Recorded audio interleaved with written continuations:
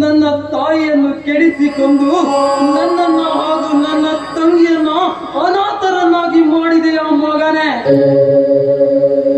ಇದಕ್ಕೆ ಪ್ರತ್ಯುತ್ತರವಾಗಿ ಕಾಲಿಡುತ್ತಿದ್ದೇನೆ ಅಗ್ನಿ ನಿನ್ನ ಮನೆಯ ಬಾಗಿಲಿಗೆ.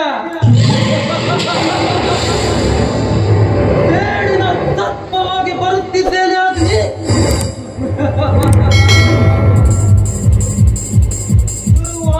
ಅಗ್ನಿ ನಿನಗಿನ್ನು